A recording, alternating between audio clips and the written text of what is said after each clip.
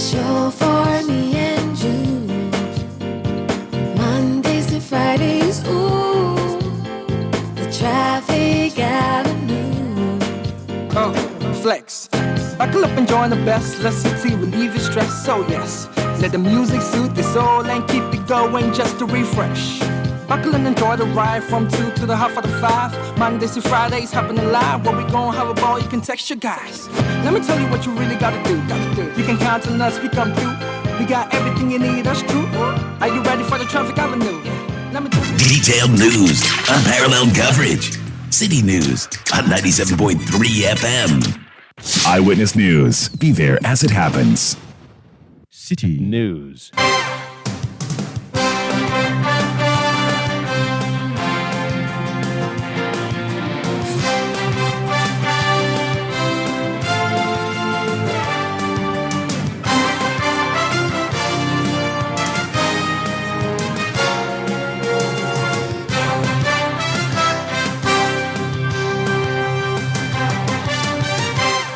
It's 5:30 p.m. here in Accra. This is Eyewitness News, live from our studios at number 11, Dr. Martin Loop in Adabraka. My name is Nanatufo Boating, and I am here with Hawa Idrisu Mustafa. Coming up over the next 90 minutes. In Parliament of the Fourth Republic at 10 a.m., which you say 10 in the phone, the doors will be locked. The speaker will be in, yes, and it will take some time before the doors are opened. Not that it will be opened, but it will take some time. If we are not able to comply with it, then please, let's all agree that we will always start sitting in the afternoon from 2 or 4. Speaker of Parliament Alban Bagman talks tough in a bid to address lateness to the chamber. We'll tell you what measures he's proposing and gauge the feasibility or otherwise of same. Also coming up, former skipper of the Black Stars, Asamoah Gyan, to appeal a 1 million Ghana cedis damages awarded against him in a case of malicious prosecution. And later on Eyewitness News. We have lost over 10 to 15 children who were supposed to receive dialysis, but for lack of pediatric machines, we were improvising with the adult machine, and adult machines and the consumables are not for children. Healthcare workers at the Tamale Teaching Hospital forced to treat children with adult dialysis machines due to lack of pediatric machines. Stay with 97.3 Citi FM for more on this matter and other stories right here on 97.3 Citi FM. But later in business. Government urged to implement prudent policies to achieve proposed 15% inflation target by 2024. Eyewitness News is live across the country on all affiliates, including Premier 100.5 FM, Sky Power 93.5 FM, and Beach 105.5 FM, all in Takrade in the Western region. Join us in the Bono region on Greener 95.9 FM in Sunyang. We're live in the Ahafo region on Hammers Radio 106.5 FM in Goso. This is Alpha Radio 104.9 FM and Orange 107.9 FM, both in Kumasi in the Ashanti region. Join us in the Volta region on Global 105.1 FM in Ho and Adanu 107.7 FM in Adakluwaya. We're live in the Northern region on Diamond 93.7 FM in Tamale. In the Upper West region, you're listening to Westlink 88.1 FM in Laura. You're welcome to Source 100.1 FM in Boko in the Upper East region. And in the Northeast region, you're listening to Scarp 101.3 FM in Nangpanduri. Hawa has our first story. The Speaker of Parliament, Alban Bagman, has proposed to lock up entries to the chamber at 10 a.m. on each sitting day beginning next year as part of measures to ensure early attendance to Parliament by lawmakers. The Speaker says either the members of Parliament comply with this new directive or resort to the alternative of the House commencing sittings at 2 p.m. from next Parliament. The Speaker, Alban Bagman, made this known to members of the House on Friday. If Parliament of the Fourth Republic at 10 a.m., which you say 10 in the phone, the doors will be locked. The speaker will be in, yes, and it will take some time before the doors are opened. Not that it will be opened, but it will take some time. If we are not able to comply with it, then please, let's all agree that we will always start sitting in the afternoon from 2 or 4. The committees will have the meetings in the morning. Reports will be ready for us to consider in the afternoon. And then by the time we adjourn, either 8 p.m., the traffic situation might be improved. Your coming to Parliament too will not be that early unless you have a committee sitting. And so you can decide to leave 12. By that time, there's less traffic. You don't consume more fuel. And then you can come in. These are proposals I made earlier on, which were rejected.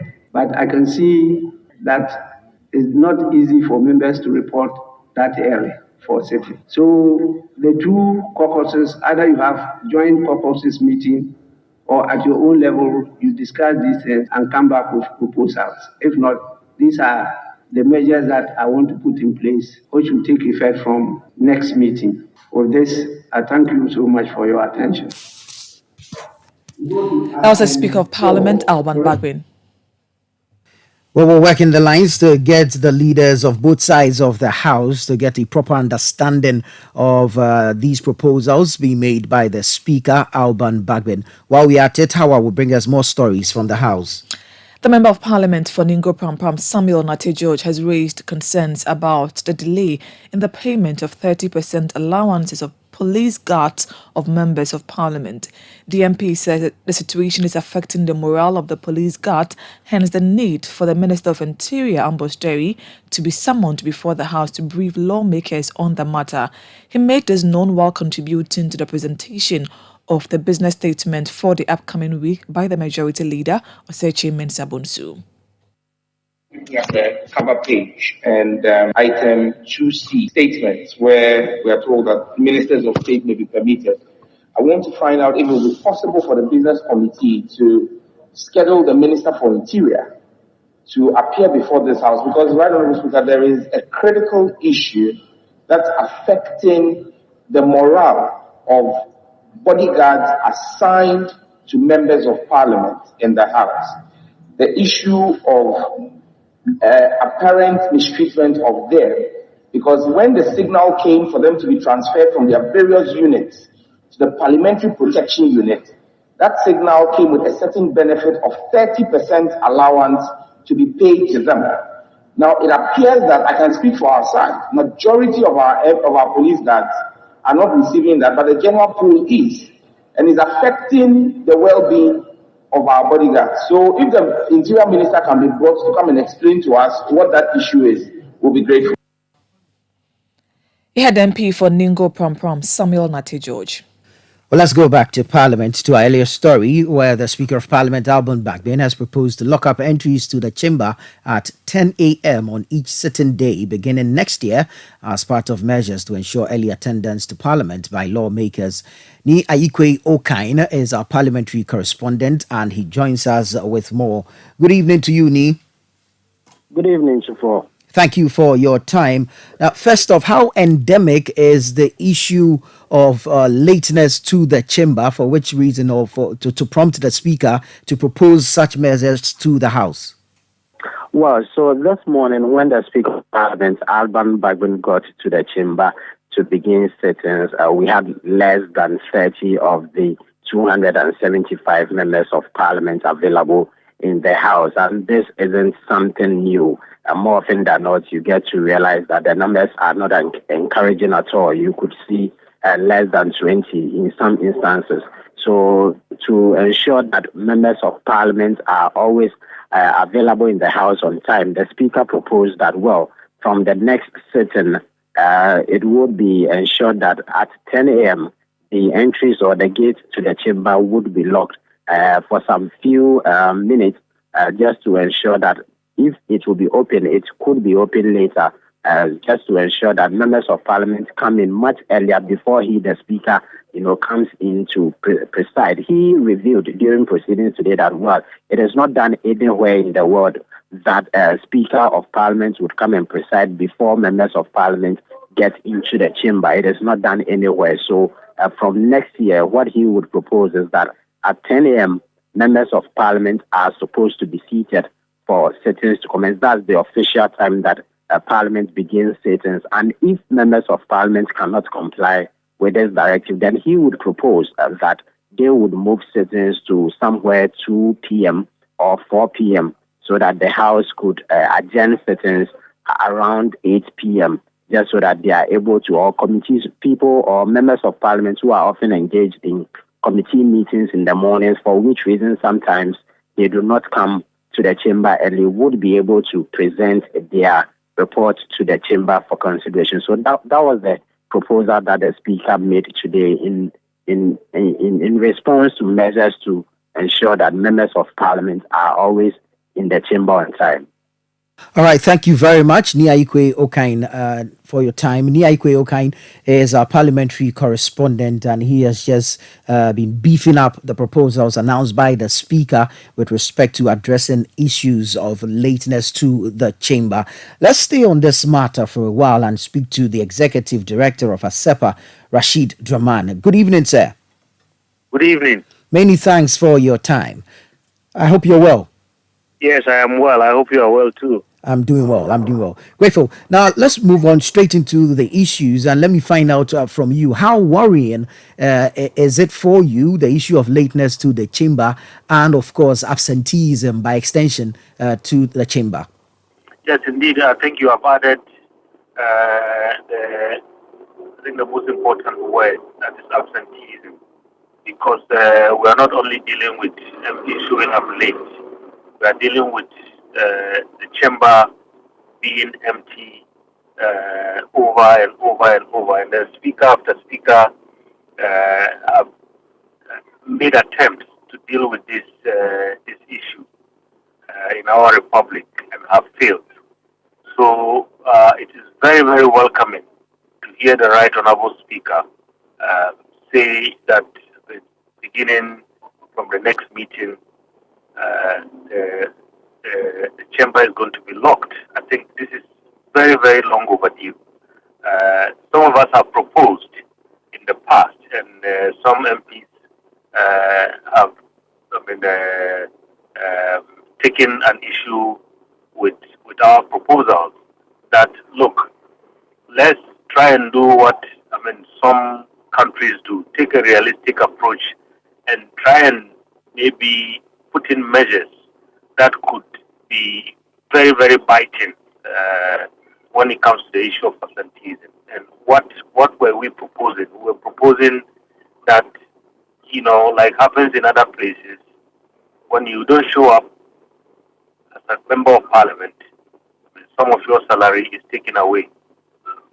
I think that is what some Scandinavian countries do. Rather than say this regime where we have people hauled before the Privileges Committee after 15 successive days of absenteeism and so on. And we've seen that happen a couple of times, and the outcome has not been anything that has changed the behavior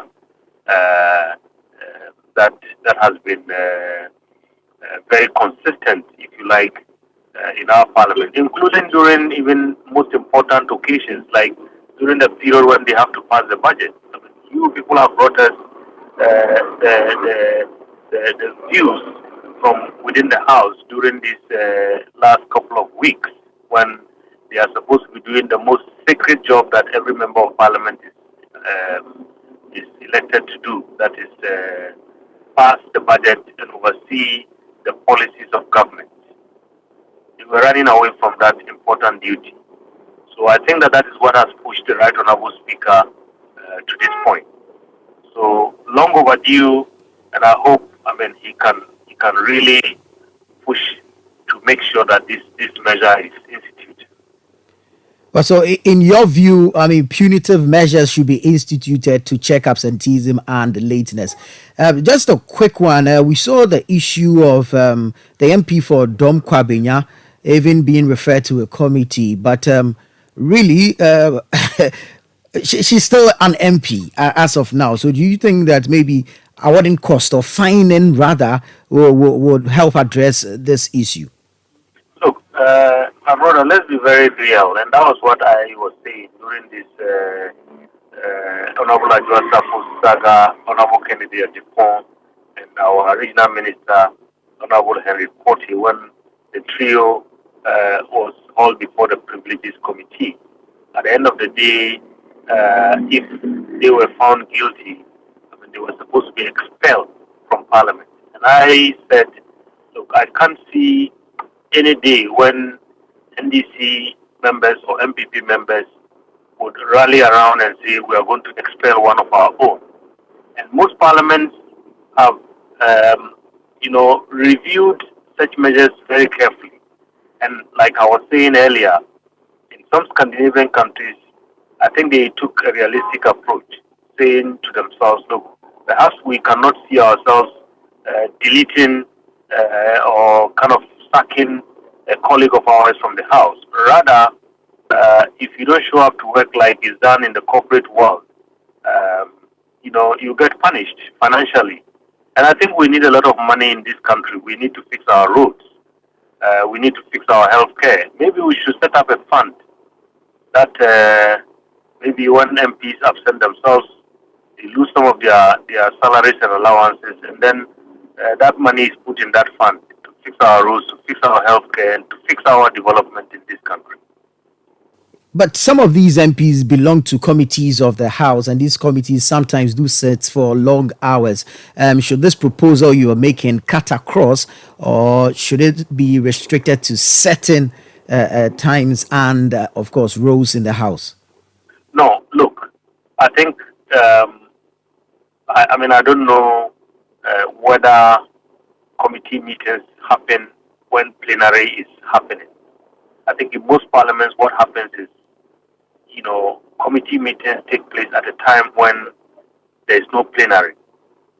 In our country, yes, we don't have a dedicated time for committee meetings. But I think, like the Right Honorable Speaker said, if they want to do committee meetings in the morning, they can do that. And then in the afternoon, they attend to plenary, so that there is no confusion about I was here and I couldn't be at plenary at the same time. So I think, true, that issue about maybe the timing of committee meetings would also need to be looked at carefully alongside this, all these propositions. Because otherwise, if we continue to have this situation where members can sometimes claim that they were attending to committee, which is also equally an important business of Parliament, then we can never solve this problem, because that excuse is always going to be there. But we need to have a clear distinction. This is when plenary happens, and this is when committees can meet. Right. Since we have you, let's look at the conduct of the House in the past few days, especially after the reading of the 2024 budget statement, the attempt to lay the legislative instrument restricting the importation of some selected products, and of course, what appears to be a rush to pass the anti-LGBTQI plus bill. What do you make of how the House has conducted itself so far with respect to these matters? Well, if you talk about the LGBTIQ bill, and you said the rush, I don't think there is a rush, because this bill has been with Parliament for, I think, more than a year now, right? Yes. So, really, there isn't any rush to pass that bill. But, at the end of the day, in terms of the conduct of members, I think it is all going back to the issue we were discussing earlier, the lack of quorum, their absenteeism from the House, and what appears to project an image that they don't take the work of the House seriously. Because there was a day when I saw on your screen the majority leader and his deputy and the front bench of the majority were in the House, and behind him the chairs were virtually empty. And this was during the debate on the budget. And the minority side, of course, is not cannot also be completely absolved of this guilt. So at the end of the day, if you don't have the numbers to do business in the house, the business of the house is going to suffer. But coming back to the what do you call it, the legislative instrument. Well, I mean,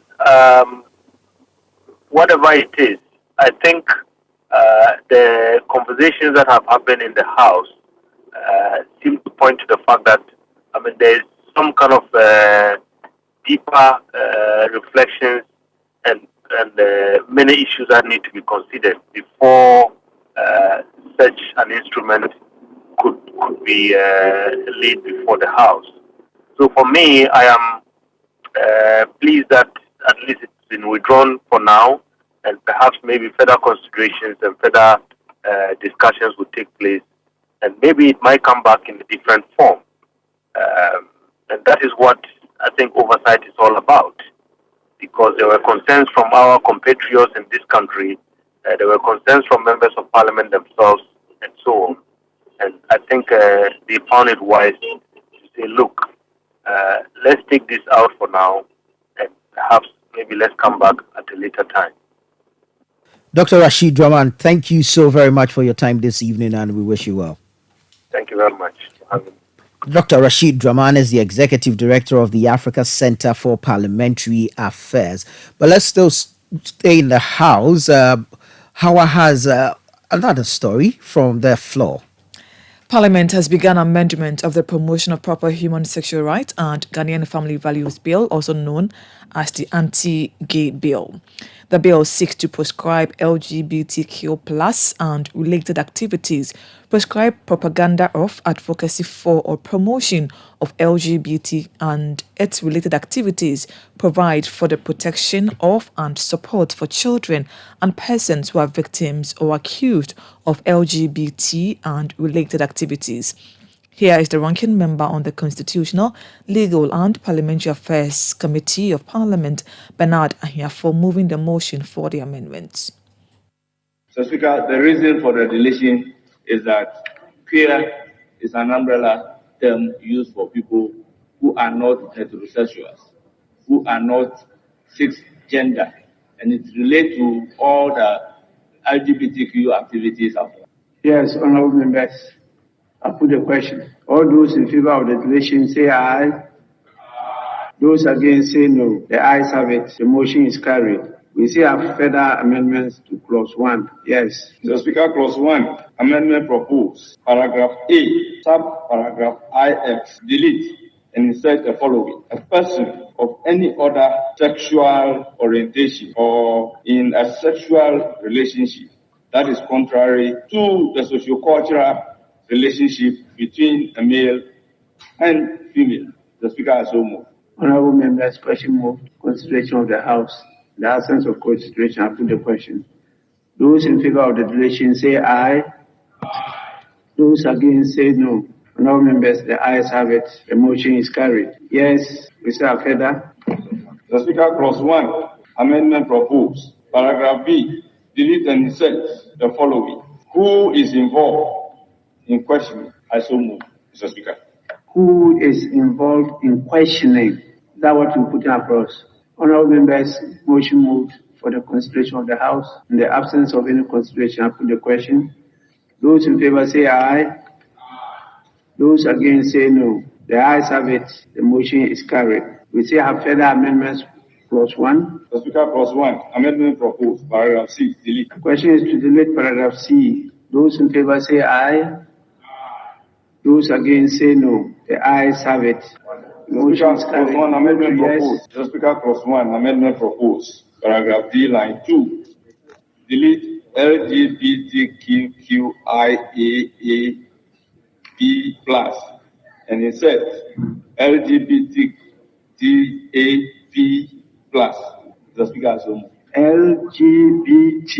The Speaker, we are deleting LGBTQIAAB plus and replace and we insert LGBTAB plus. Why the deletion of the other part? Mr. Speaker, the rationale behind this change is just to reflect what is captured in in paragraph 1A. Because if you look at what has been listed, it must reflect the expressions. Because if you look, we deleted 1ABI, which is queer, which is one of the Qs in the LGBTQQIAAP. We've deleted the queer from the bill.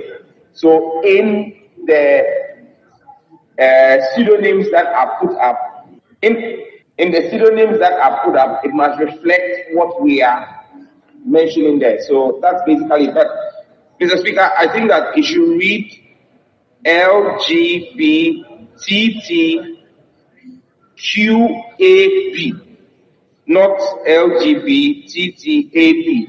Reason being, there is questioning. We have amended 1B to read who is involved in questioning. So questioning is one of the things. So there should be 1Q. So it should read we should insert LGBTQAP plus. Yes, so that's it for that. Yes. Those were excerpts of an amendment of the Promotion of Proper Human Sexual Rights and Ghanaian Family Values Bill, also known as the Anti-Gay Bill, in Parliament earlier today. Stay with us here on 97.3 FM. This is Eyewitness News. We'd like to hear your thoughts and your comments and contributions. You can send them via the WhatsApp line 0549 986 996. When we come back, 2 more heads of senior high schools interdicted by the Ghana Education Service, bringing the total number to 4 for collecting illegal fees. We'll bring you the details shortly. Stay with us. Eyewitness News. Be there as it happens. What a nice move towards the cashier. Yep, you can trust my wife for that when she's using my Access Bank Visa card. Oh, look at that. Too much swag. Her swiping is impeccable, especially when Access Bank Visa cards are offering up to 40% discount. Aha, I see where her confidence is coming from. A 40% discount. That's something. What is she paying for? It's a spa moment. Get an Access prepaid, debit or credit Visa card. Transact and enjoy up to 40% discount when you shop at your favorite retail outlets or Access Bank loyalty partners. Your Access Visa cards can be used for local or international transactions. Access Bank, more than banking. Mommy, please, let's go. Hey, why are you taking the whole family? You've forgotten I said I was coming here today? Forgive me, but we are all headed to Royal Senchi for Christmas. But it's not Christmas yet. Shit. Christmas has started early at the Royal Senchi. From now till 21st of December, you can book a room for 2 people at a promo rate of 1,500 cedis on bed-only basis. You're joking. 1,500 cedis for a room at the plush Royal Senchi? Let me call my husband now. Call 0244 958 822 or 0303 409 180 or send an email to reservations@theroyalsenchi.com. Terms and conditions apply. The Royal Senchi, your luxury riverside escape.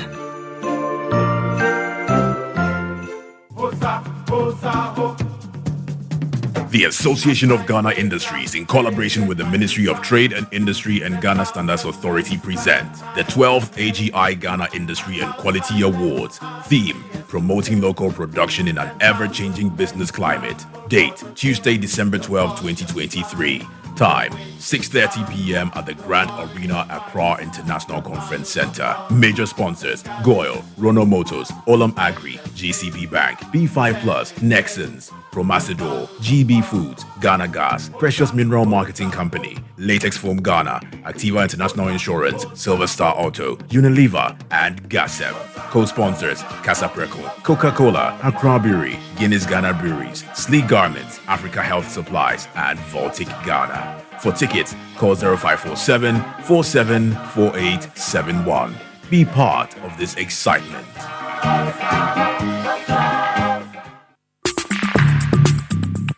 Let your voice be heard on Eyewitness News on Facebook at facebook.com/Citi97.3, Twitter at twitter.com/Citi973, and Instagram at instagram.com/Citi973 with the hashtag Eyewitness News. You're welcome back. The Food and Beverages Association of Ghana, FABAG, has supported the decision by government to suspend the import restriction legislative instrument. The proposed legislative instrument sought to compel importers of 22 restricted items, including poultry, rice, sugar, diapers, and offal, to seek licenses from a committee to be set up by the Minister for Trade and Industry. In an interview with Citi News, the executive chairman of FABAG, John Awuni, said government ought to invest in local industries. It's good news that the government has withdrawn or suspended it because we clearly stated in our arguments that the country lacks the current capacity. And the object of the LI was to to boost local production or protect local industry and balance of payments and then all that. But before you do that, technically, the government must have prepared itself a couple of years back. So that you can't come out with an LI at the time that you are battling with serious food inflation, you are battling with serious high prices of goods and services, at the time that even your local industries that even most of them that are manufacturing are still importing concentrates, and they are basically packaging those things here. We need to go back to the table, set up good production systems, make sure that we have good linkages in the production chain, and then we can be able to come out a couple of years down the line that we can restrict imports 20%, 30%, 40%, or 50%. John Awuni is the executive chairman of the Food and Beverages Association of Ghana. The flag bearer of the National Democratic Congress, which is NDC, John Dramani Mahama, says the next NDC government will wage a strong war against corruption to save the state from undue exploitation.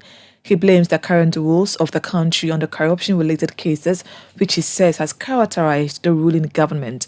Speaking at the 9th Ghana CEO Network Business Cocktail, Mr. Mahama further added that if given the nod, his government will review the existing laws governing the extractive sector to ensure Ghanaians are not shortchanged.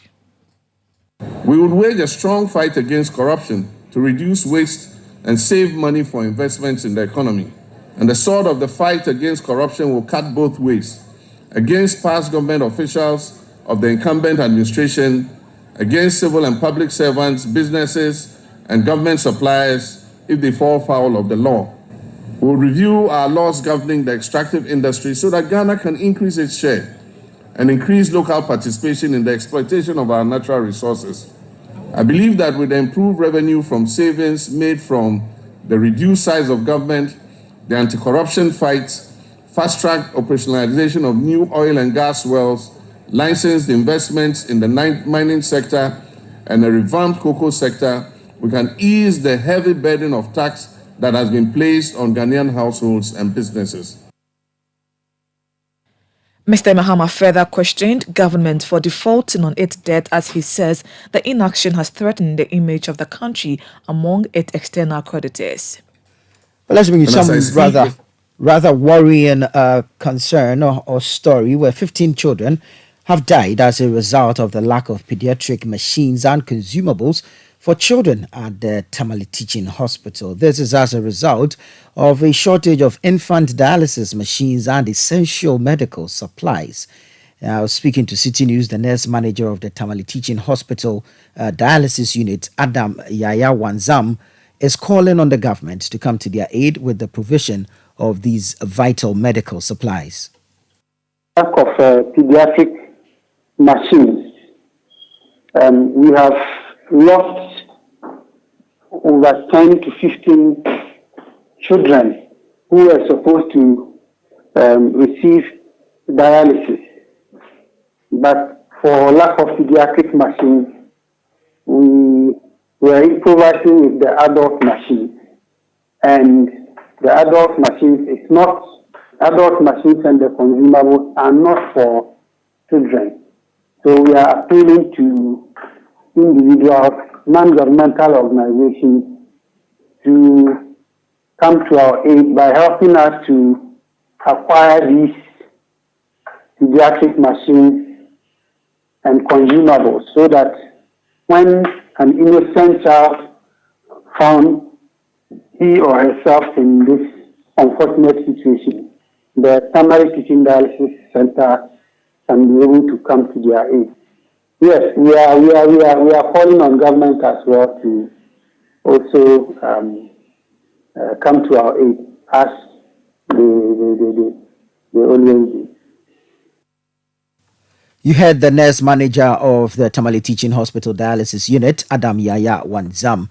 Now, to give us more on this particular issue, we'll speak to the Public Relations Officer of the Ministry of Health, Isaac Ofeba. Good evening, sir. Good evening. Many thanks for your time. Many thanks for your time. I hope you're well. You're welcome, my brother. I'm fine. Great. Has this issue of the Tamale Teaching Hospital dialysis units come to the attention of the ministry? Yes. In the first place, I would want to put up a correction on the presentation of the officer in charge. Right. He was being interviewed on the situation at hand. And so the 15 number that he quoted was as a result of the insertion of the dialysis unit at the Tamale Teaching Hospital to date.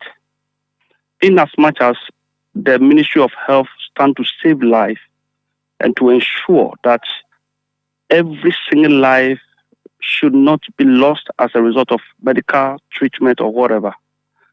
We appreciate the effort that is being made at the Tamale Teaching Hospital in ensuring that safety delivery of health services are in control as required by law and by the social acts or whatever. Now, Tamale Teaching Hospital started dialysis operation since 2016. From the time it started, there had not been this children's dialysis unit. So he was making an appeal for the establishment of the children's dialysis unit, the pediatric dialysis unit, so that agencies, stakeholders, NGOs, government should come to their aid. As a ministry, there have been a number of proposals that have come from Tamale Teaching Hospital to the ministry. The ministry had factored some of these needs in the budget for 2024, so that we are looking at upgrading some health facilities.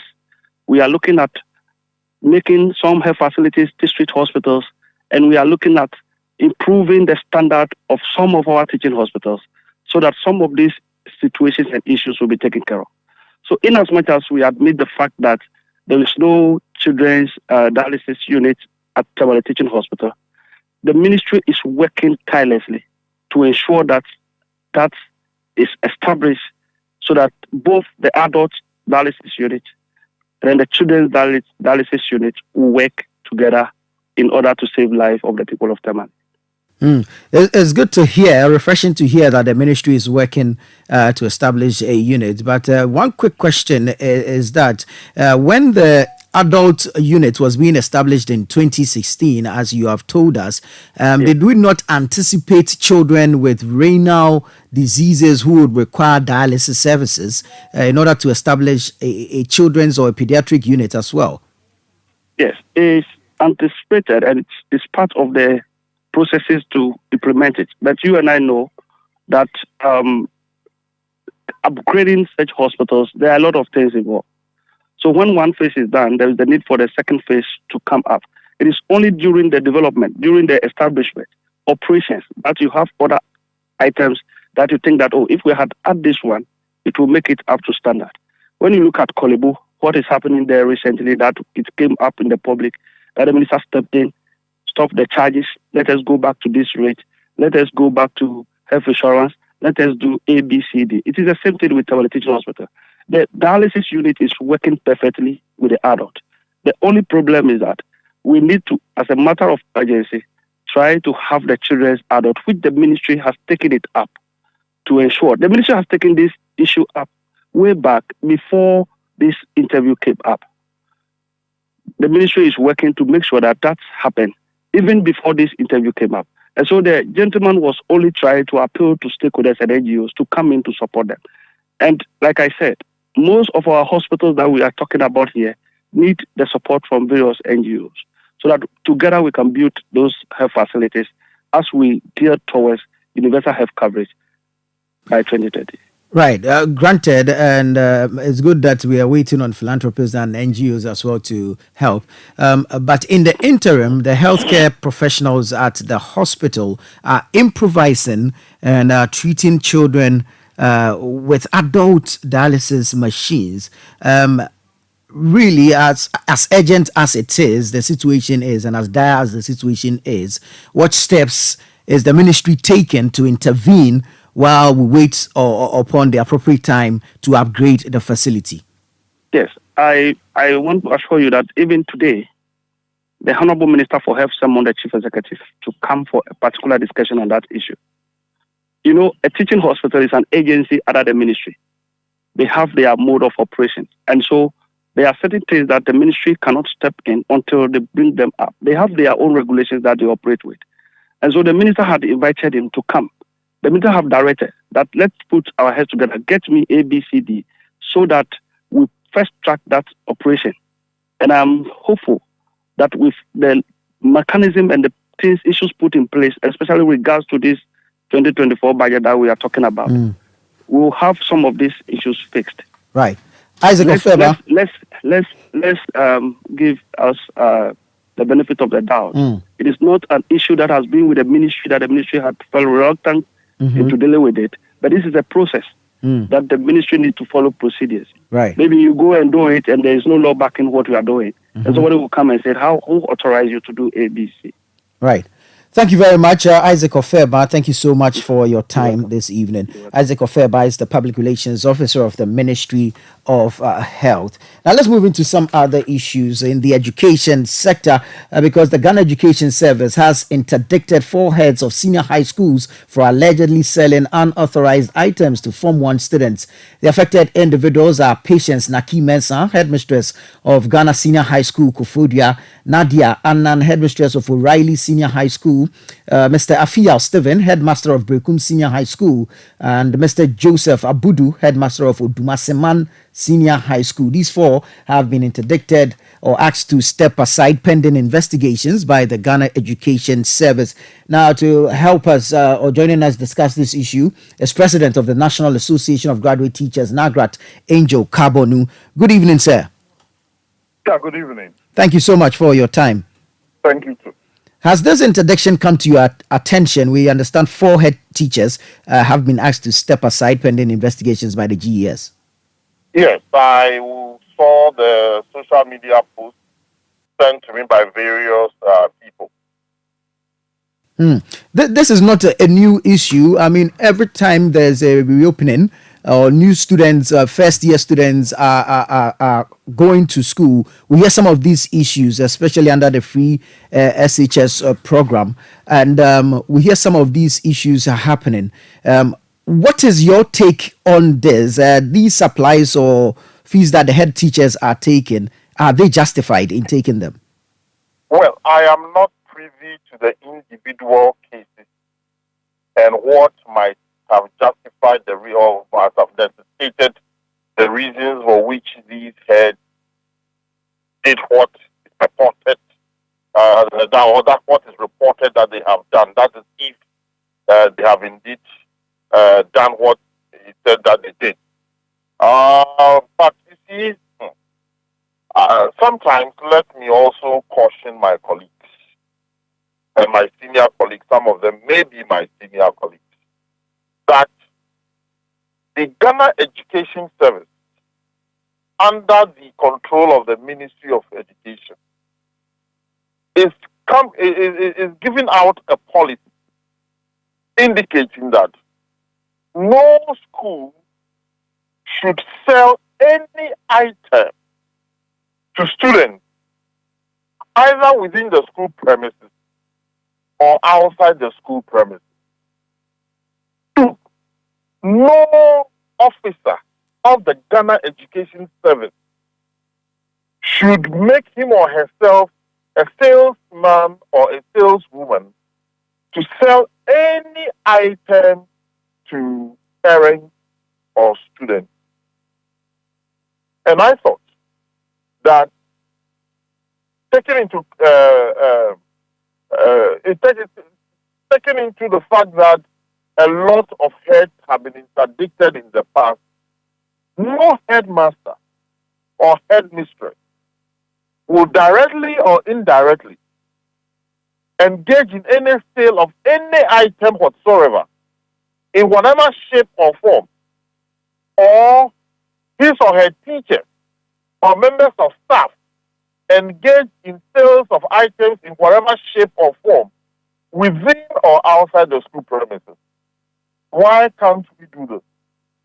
Sometimes the reasons why these items are supposed to be sold is for very good reasons.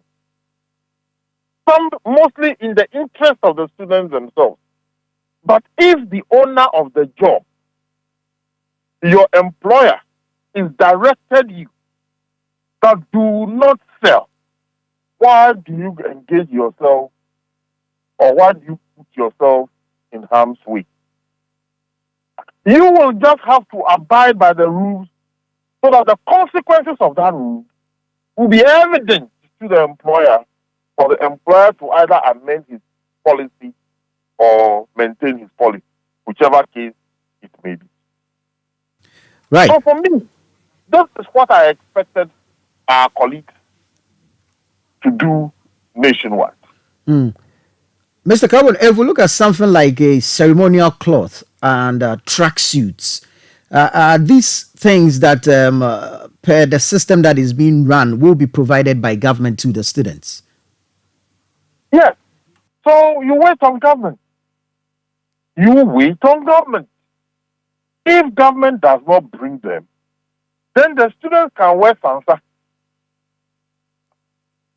Government says, I am going to provide these items. You say government is not bringing the item. What is your problem? What fatal injury does it cause to you as a head of school to try to play the role that government says it will play when the schools belong to the government?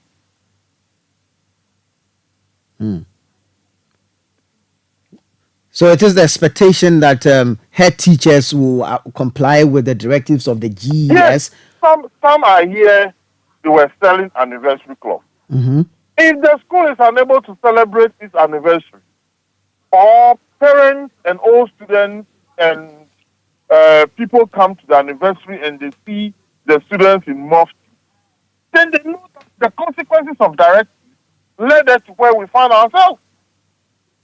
Why do you put yourself in a state of embarrassment for your name and your image to be flashed on social media that you have violated rules and regulations of establishment and you have been interdicted?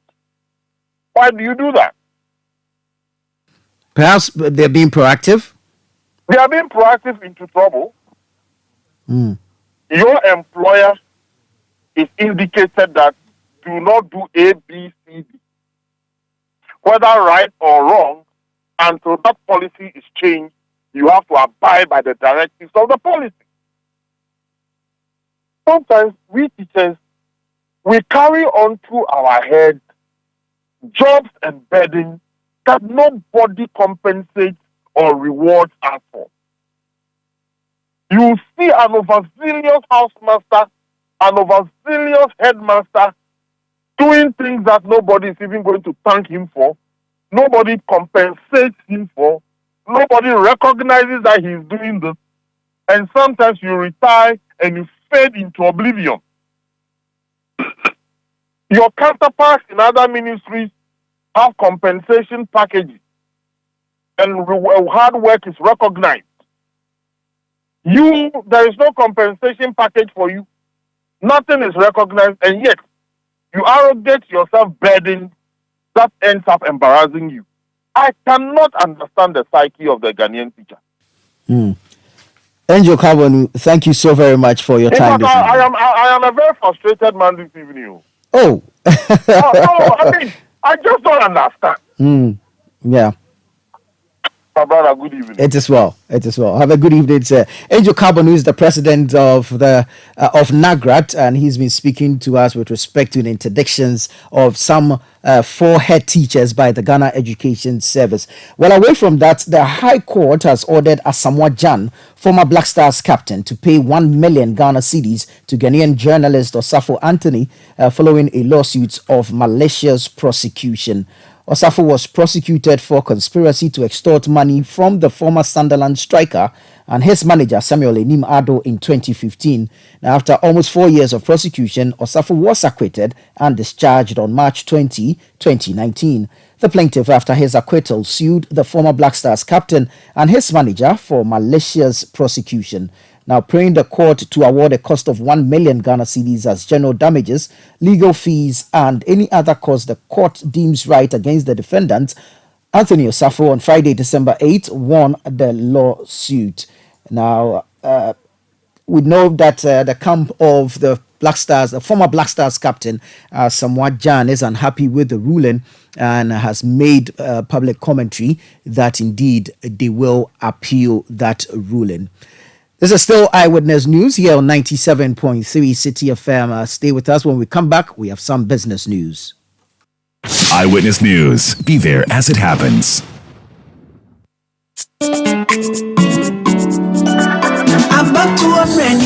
Gonna cut to a bunny pew. Easy about to a radio. Young con cut to a bunny pew. Oh, yo, mamba. Sorry, cut to a bunny pew. Easy, won't I say. Gonna cut to a bunny. Everyone so say I got to a bunny, but I'm back to Assembly many unit committee members. To a bunny way. I ain't young punto you want. To a bunny. December 19th, please prepare yourself to go out there and cast your vote. Oh, Mamba Papa, 19th December, Fellow so cup me your bread. About 200 no, a bumble for young Papa Sabasa, young voters ID card, put to your coffee, a bomb no my wapa. I can camera no, so yo mamba pa. Got to a banubio. I'm back to a menu, gonna cut to a banubio. Easy about to a menu, I'm gonna cut to a banubio. We yo mamba pa. Sorry, cut to a banubio. Easy boy won't say, gonna cut to a banubio. District Assembly elections. Please go and cast your vote.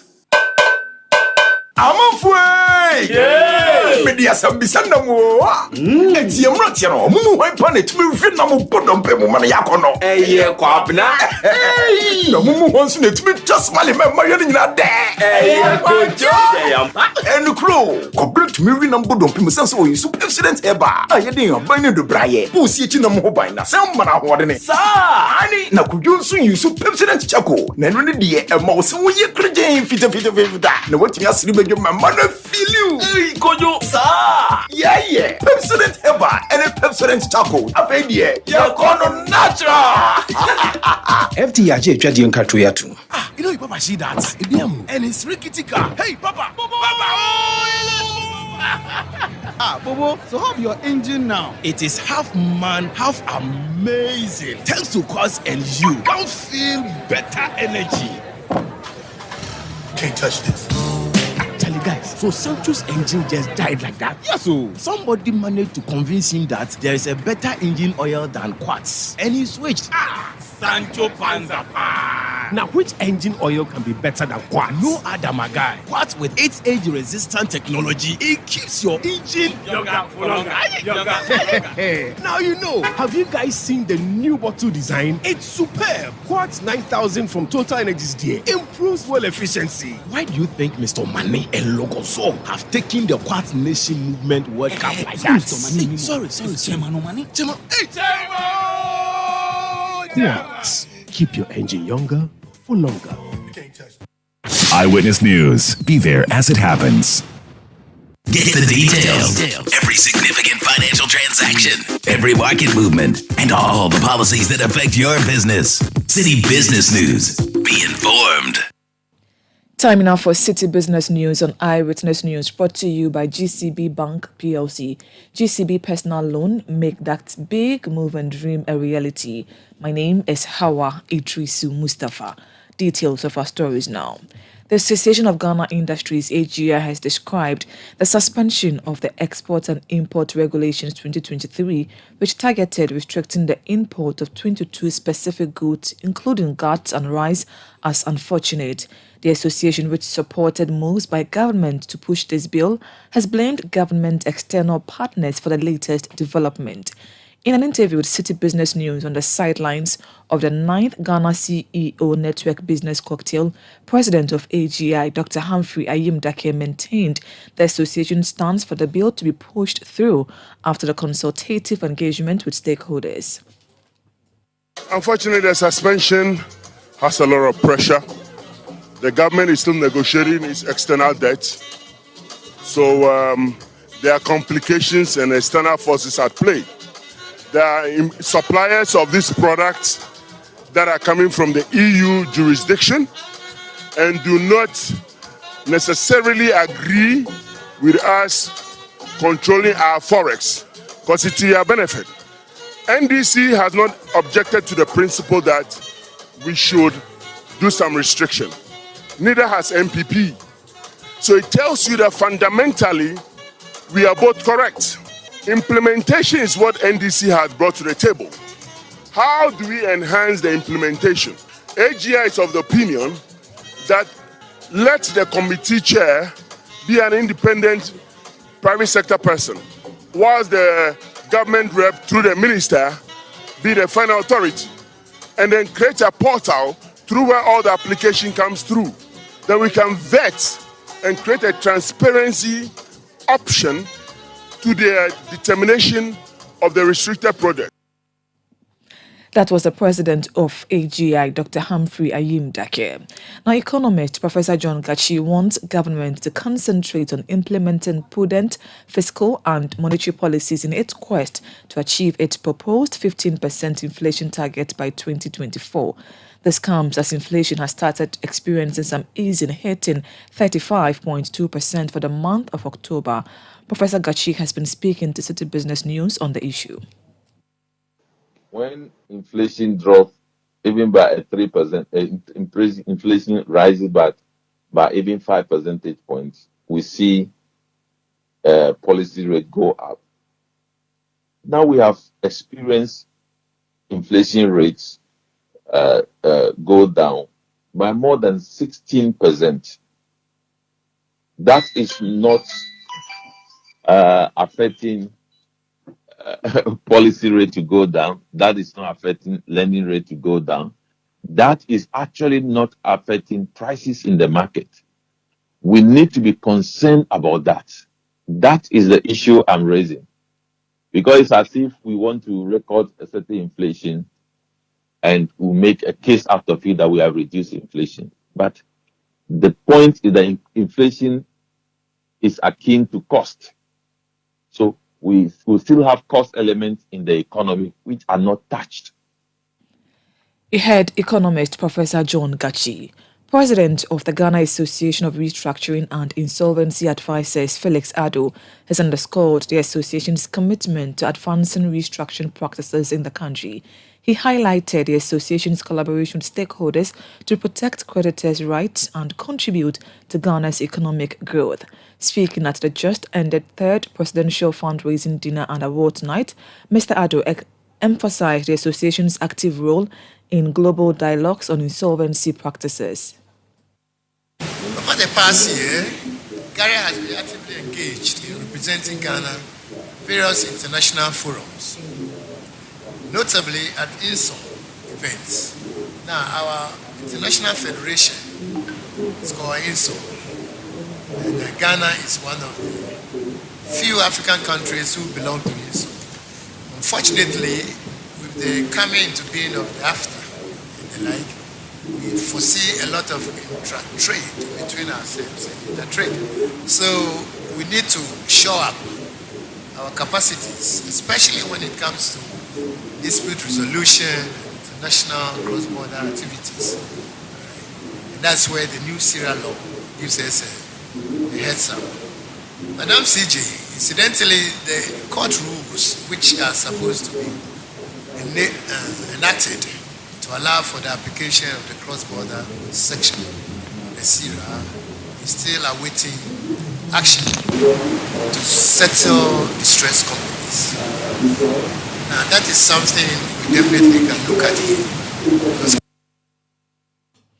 Felix Addo is president of the Ghana Association of Restructuring and Insolvency Advisors. Now, Chief of Staff Akosua Frema Opare, speaking on behalf of President Akufo-Addo, revealed that CIRA 2020 bill has received cabinet approval and was now under consideration by Parliament.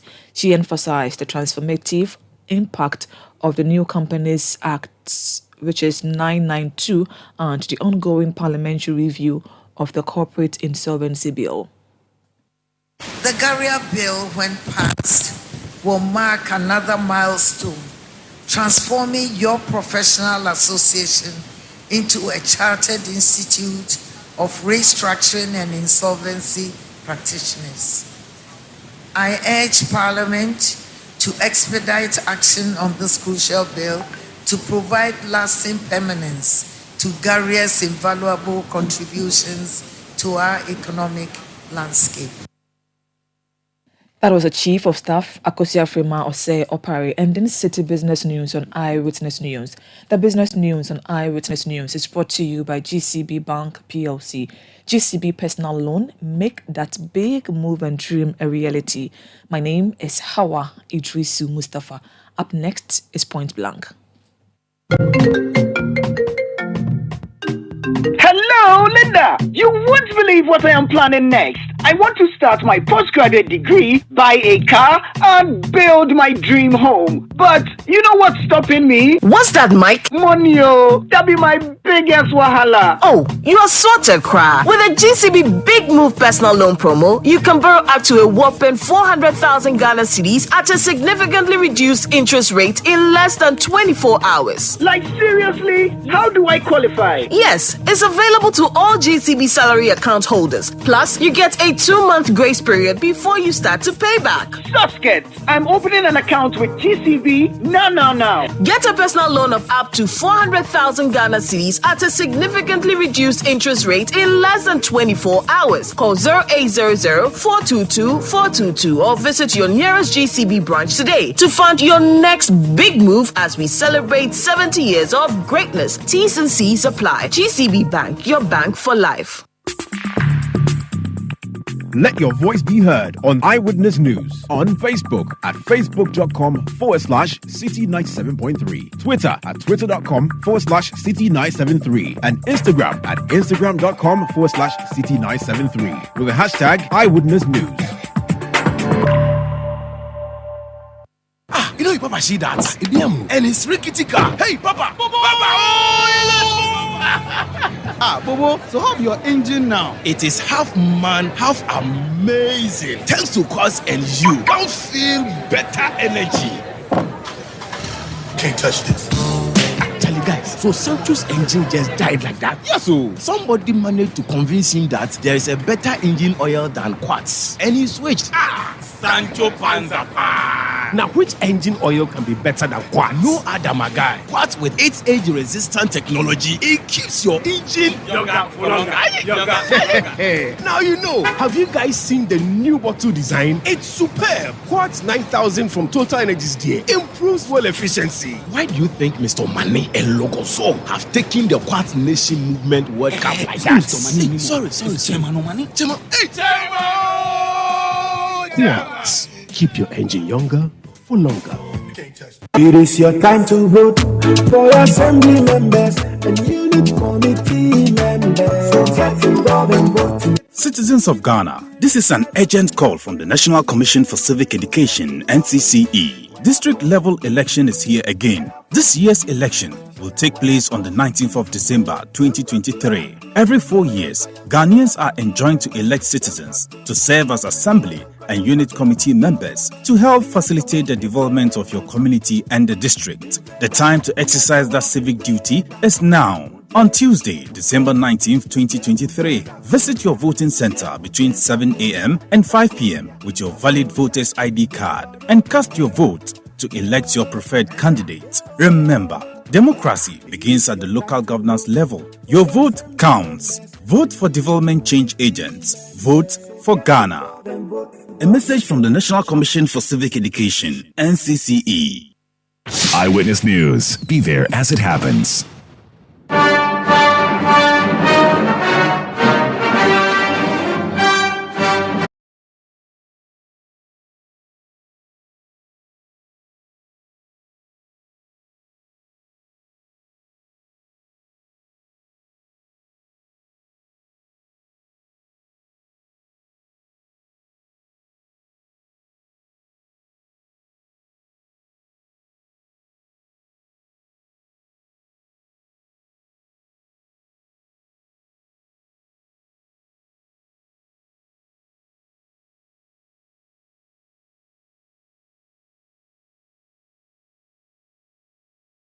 Citi FM. It's time now for Point Blank.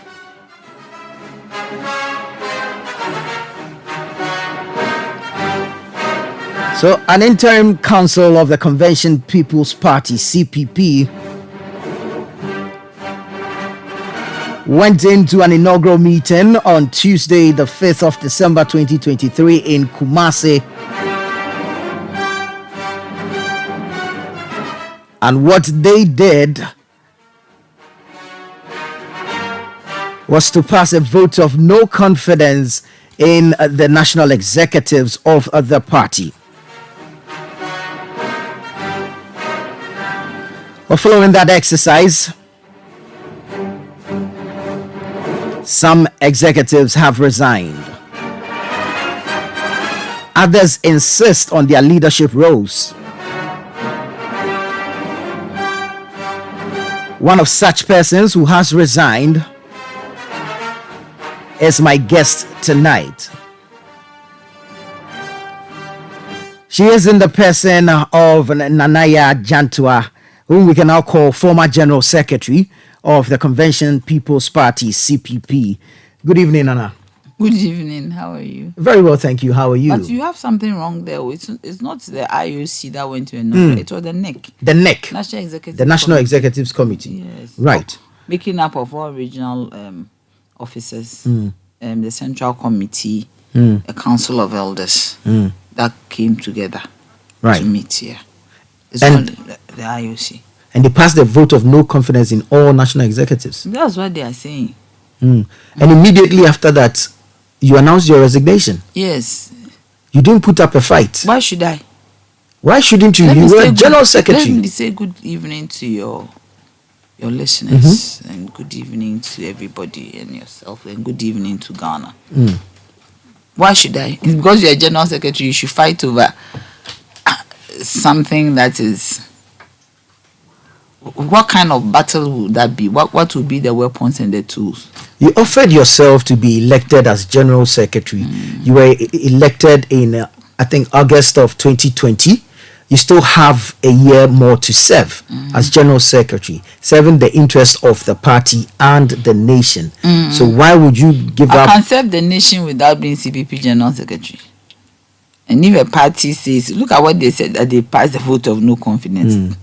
And I didn't see any vote, but they said they passed the vote of no confidence. Everything they are writing in the media, I'm wondering what it is. They said that I've been sacked for financial malfeasance. I've been sacked for incompetence. I've been sacked for not working with them. I'm unable to work with people and I'm arrogant. Were you investigated at all for any of these? Nothing. You see, I don't want to fight this. Because when you fight, you bring the name of the party in disrepute. This is a party that I love, that I'll fight and go to court and all the noises. No. The only thing I'm going to fight is the financial malfeasance. Because I don't know whose money I've stolen. That one, they should come and tell me and I'll fight it. I'll write to them. That they should tell me whose money I've stolen. I need evidence to that effect. If they cannot provide that evidence, I'll ask them to withdraw. If they don't withdraw, then to court. Because that one is about me. Right. Do I get the feeling that you had long given up? I'm worried. Giving up on what? You go to a NEC meeting and you are told that we don't want you, all those things. Me, those shenanigans, I really don't. And as in this party, I've been sacked 4 times. In 3 years? Yes, in 3 years, without any this thing. Without any, the word is not coming. Space, the actual word is there, but let me use space now. Without any space for me to redeem myself. Without going through the various constitutional provisions that is stipulated in Article 82 of the CPP Constitution, saying that if there is any issue against you, there is a need for you to go through the process. The process being that a petition should be brought against you. A petition will be taken to the Central Committee, the highest administrative body of the party. The petition would be looked at by CC. Then, if there is any veracity in the petition, then they will take it to the disciplinary committee. Then disciplinary committee, if there is any merit, will then take it to the NEC. Now you do it the upside down, the other way around. But seriously, I don't want to fight it, because when you fight it, then it means you are fighting the party and all that. So it's okay. But on 3 occasions you stayed. So why you on the 4th? Because 3 is enough. But you First fool is not a fool. Second fool is not a fool. A third fool is not a fool. When it comes to number 4, then you should know that there is something fundamentally wrong. Wow. So as it stands now, you are no longer... No, I've said the categorical. I've emphasized on it that I'm no longer the General Secretary of the Convention People's Party. But are you still a member of the convention? Yes, I'm a member for now. Now? Yes, I haven't taken... Because how can you tell me that I'm a member of your party, a General Secretary has stolen money, financial malfeasance, and you didn't tell me at the NEC, and everything that you have done is upside down? You don't go to NEC to go and sack somebody. You go through the process. So that process, if it's taken to court, whatever they have done will be annulled. So why not go to court? No, I don't want to. You see, me, I'm a Christian, and I have a judge in heaven, and he has never failed me. And any time that I leave things to him, he does it so beautifully. Who's slow to act? It doesn't matter. What if we are not here by the time he decides to act? Everybody will see. He's slow, but... In your absence? It doesn't matter. He never does it in our absence, you know. Me, he's never done it in my absence. As I live today, everything that has happened in my life that needs to be avenged, he does avenge it. And it will not take... By a court too. A human court can take 10 years. Well, true. Do you get me? God will never take 10 years to adjudicate on a matter. And I always say that if somebody hurts you and you go slap the person, you'll be charged with assault. If you go insult the person, you'll be charged with verbal abuse. Assault. You have to pay a lawyer to go to court. You might not get what you want because it's a political case. But if I leave everybody in there, truly, if I am wrong, and I leave them into the hands of God, God will deal with the situation for me. Sometimes in the interim like this, you feel it's uncomfortable. No. Sometimes when God is also taking you to a place somewhere, he does these things for you to get to where he wants to take you. So me, I'm fine.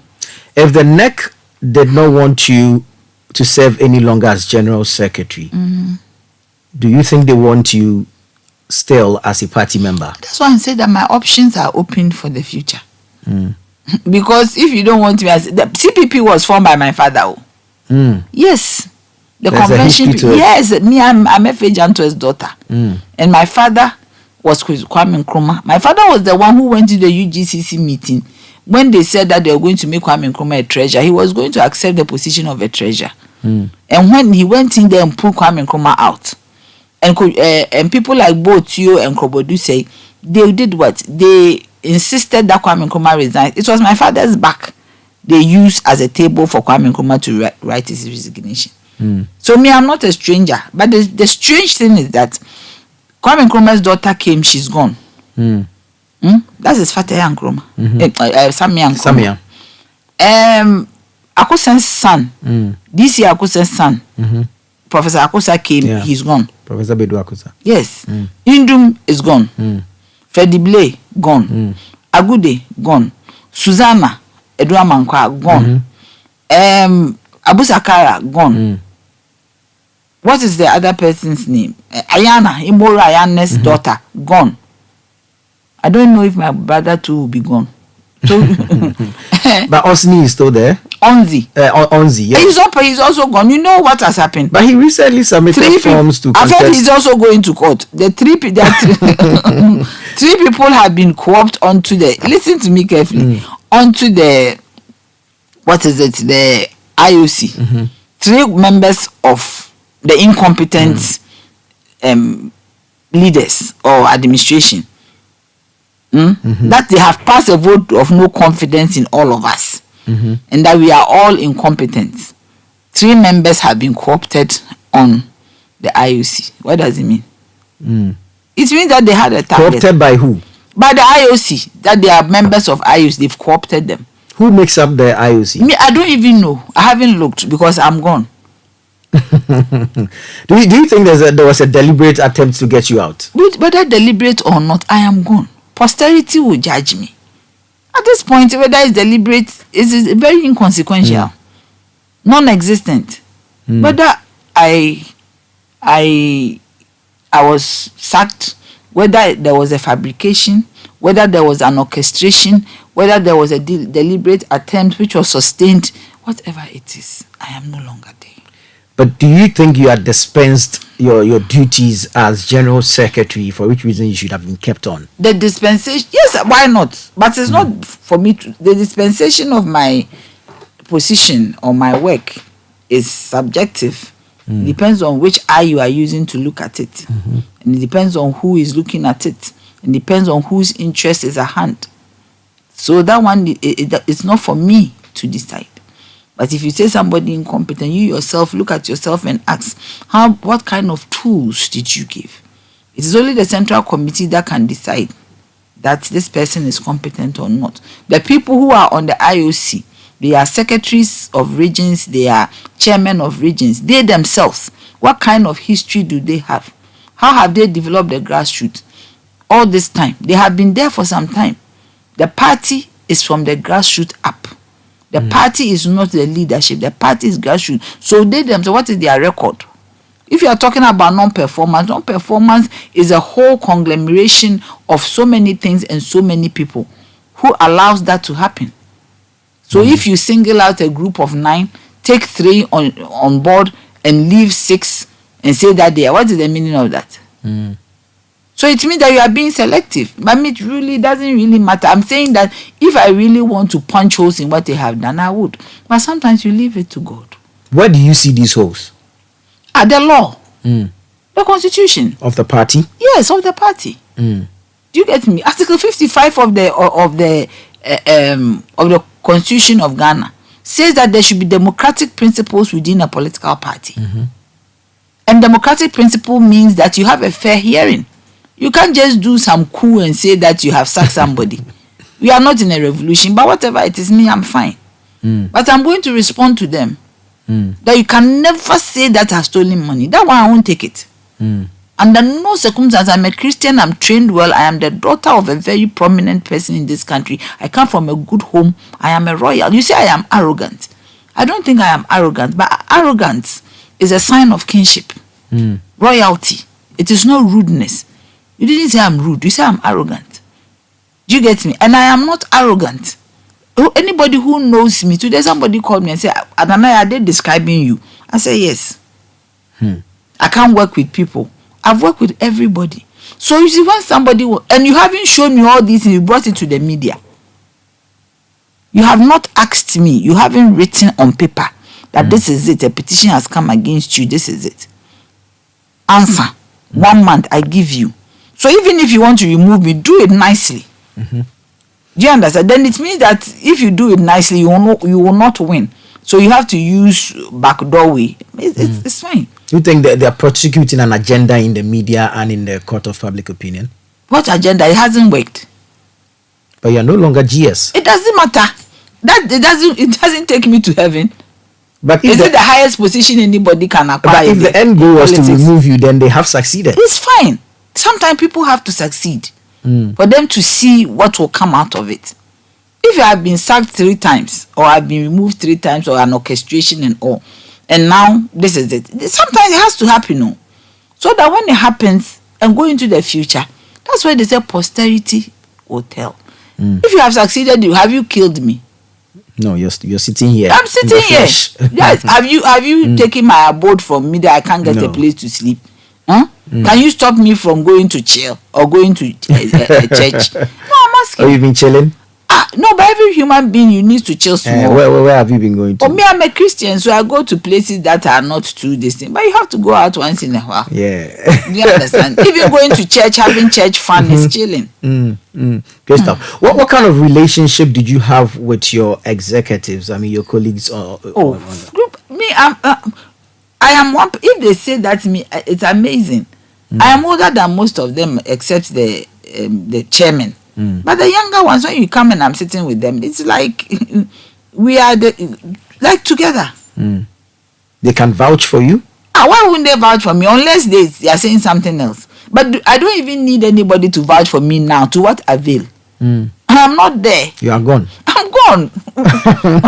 So why should somebody? Am I going for an interview? It's interesting the way you keep saying you are gone, and the feeling I get, or the understanding I am getting, is like you've given up a long time ago. You were just waiting for the right opportunity to exit the party. What is giving up now? This is not giving up on the role as GS. No, but this is not giving up.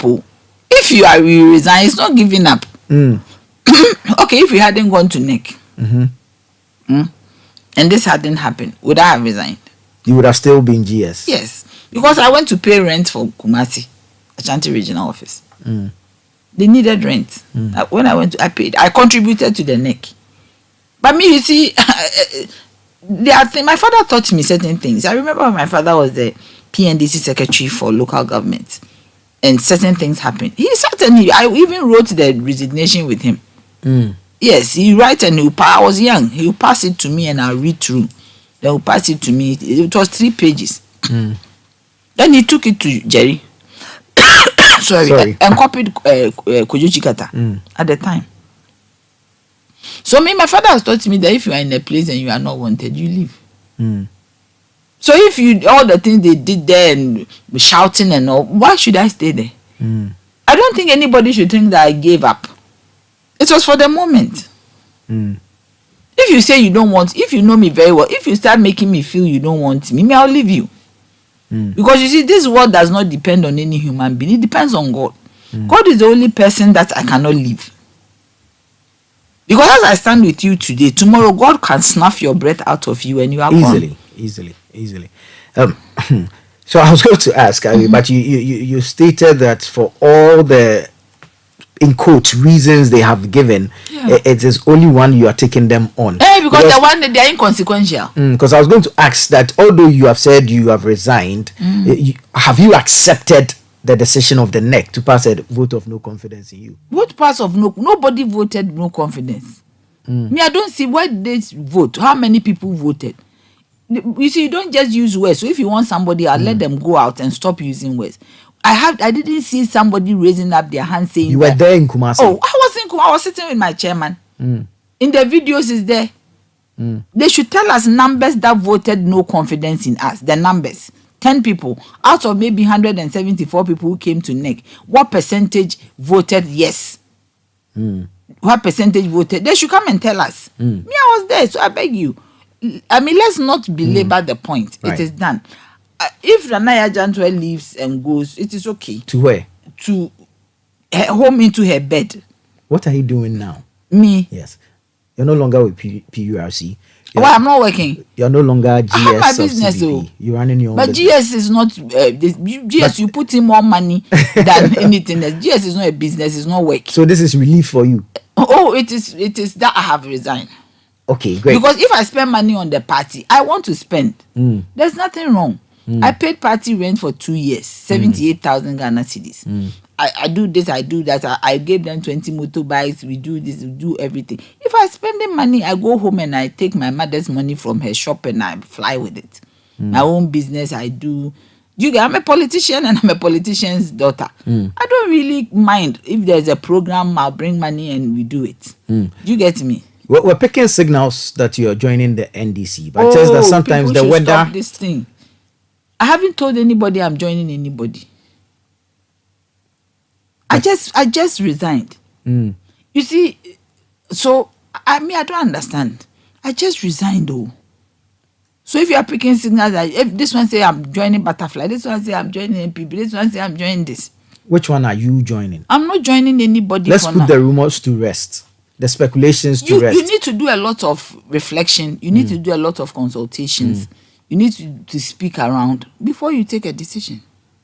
It's possible I might not even join anybody. Do you understand me? I have friends all over. I won't lie that I know Nanado as my father. I know His Excellency John Dramani Mahama as my brother. I know Alan. That one is blood. My cousin. Do you understand me? And the next election that is coming, it is between Alan and John Mahama. Yes. How so? How so? The MPP has a flag bearer in the person. Oh, that one will be third or fourth. What are you talking about? The thing is between Alan and John Mahama. It is clear. You didn't see the Butterfly and the NDC. That is all. The Butterfly and the this thing. The umbrella. And the umbrella with the eagle on top. That is all there is to it. Between the two, which one are you leaning towards? The umbrella and the Butterfly. For now, I'm saying that me. Are you seeking shelter under the umbrella, or are you flying? Or are you flying like a butterfly? Fortunately, I have a locket, both of butterfly and an umbrella. So you can wear both. I even have an elephant locket. So that one, that is what it is. But I'm saying that 2024, the game is between two people. These two are Alan and John. They are both John, so the John and the John. Yes, the Johnnies are going to battle it out. So, but it's possible we will see you closer to one than the other in 2024. Please, I just left my position. So I don't know, all of a sudden everybody is running ahead of themselves. They should let me breathe and chill with my family and my friends. So when I settle, we are getting to Christmas, so it's chilling time. There's no work time. You're really bent on chilling. It's not work time, it's chilling time. So everybody should let me just be for now small and let me breathe and think. No longer GS, but still a member of the CPP. Yes, for now. Okay. Who is likely to make a move? But I haven't said anything. Why are you people talking about move? You have people are giving me a go. Why you want me to move to somewhere? We are only asking. You see, the speculations are rife, and we that's need to what put that you're leaning towards the NDC now. And you see, it's like election results. It keeps changing by the minute. One time you are hearing that because of family ties with Alan, she'll join Alan. Then again, you hear that, the way she is and the type of person she is she's more likely to join the NDC. Who are the people saying it? It's around. It's rumor going around. Political analysts. Well, you can put it that way. And persons within political circles that would rather have you in their camp. Let's do some survey to find out what it is. Let's do a small survey. Has anyone come to you asking you to join their camp? Which people? Between either of the parties. Oh, nobody has come to me. CSOs have come to me to join them to help them, but not political parties. So CSOs, we are waiting for the CSOs. More CSOs should come and I'll choose one. What's that one thing the CPP will remember you for as General Secretary? Oh, so many things. So the fact that whenever there is a program and we are hard for cash, I look for it and the program is done. The visibility that I gave them. You see, my point is that if it is CPP, the party, I'll do anything to help.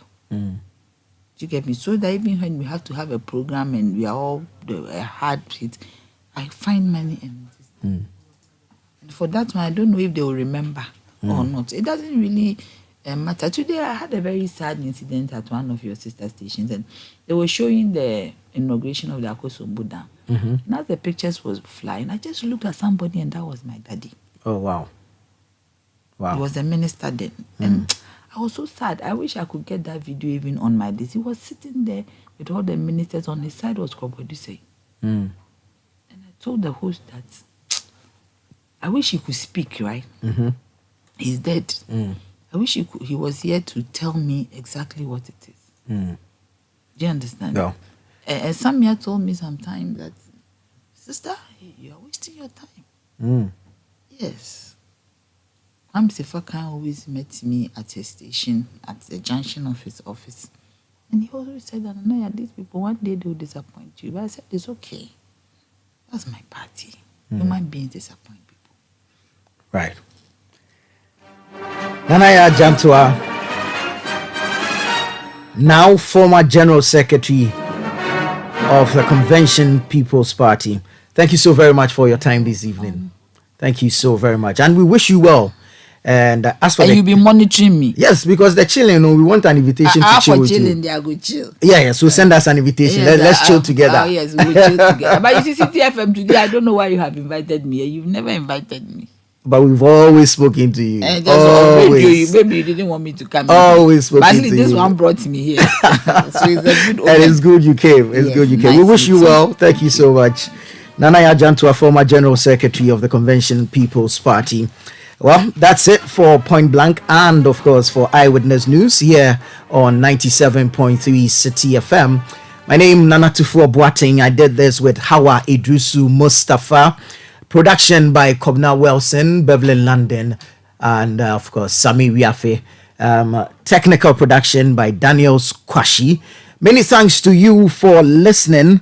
And it's Friday. The sports team is here. Sports Panorama, your most exciting, exhilarating, riveting sports show on radio, comes up next with Benjamin Nketia and the boys. He doesn't want me to say this, but yeah, he's the official number one Gambino. Have a good night and stay tuned to 97.3 Citi FM.